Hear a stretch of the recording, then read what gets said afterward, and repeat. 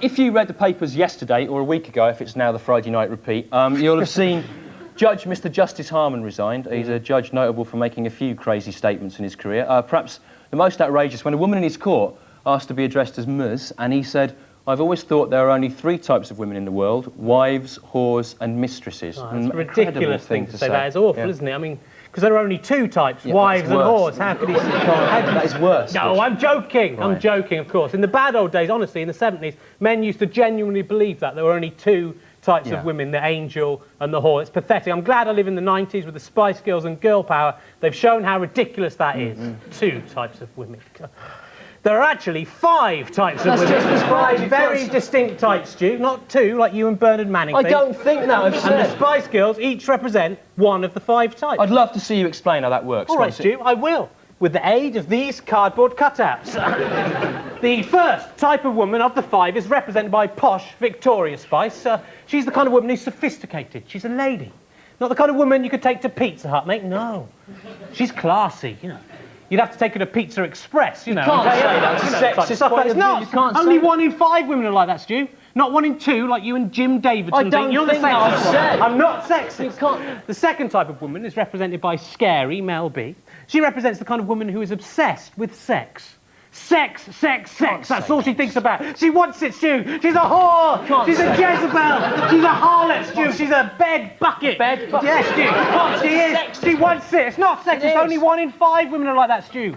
Not 1 in 2, like you and Jeffrey Boycott think. The third type of woman is represented by Ginger Jerry. Ginger Jerry. She's the one with the red hair. Though, if you've seen the photos of her on the internet doing that kung fu kick, you'll know she's not a natural redhead.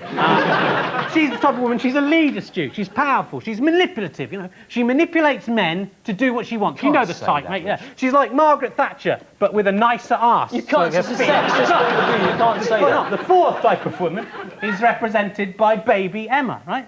She represents the 1 in 5 women who are blonde and nothing else. You can't say that. 1 in 5 like that, Stu. Not 1 in 2, like you and Skeletor. I don't 1 in 5 said. The final type of woman, no, it's true. The final type of woman is represented by sporty Melanie Chisholm. Yeah, Chisholm. Chisholm. She represents the final 20% of women. The final 20% of women, which is ugly women who can jump. You can't say that. What do you mean, It's got an ugly face, Stu, but boy, what you leap is incredible. Look, it's like a Zebedee or something. Look at that. What are you saying? You're saying that nature has given her the jumping ability as some kind of compensation for the ugliness, is that it? Stu, I think that's too simplistic an explanation, the nature argument. That's what a lamb would think.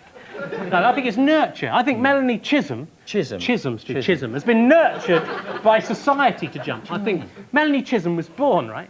She looked in the mirror. What, in the hospital? Yeah. As a baby? Yeah. She thought, oh dear, I'm a bit ugly. Better learn a skill. Well, jumping on Yeah, man, love a jumping woman, Stu. And you think about it. Jumping is the only way that an ugly woman can procreate, Stu, right? Imagine the scene. You're sitting in your house, mind your own business, right? Melanie Chisholm can have leapt in through your window, done a cartwheel across the floor, done a backflip up onto your lap, collected your gametes. Chisholm. No. Gametes is more polite, Stu, in her ovaries, and be out the window before you even had a chance to look at her. Just as she's disappearing down the street, you'd go, hold on, she's a bit ugly. It's too late, Stu, she's got your gametes. The ugly women line every week we're going to be showing a sort of fly-on-the-wall style documentary. I can feel them this week, look behind the scenes at some of the outrageous journalists on Britain's most controversial arts magazine, The Ironic Review.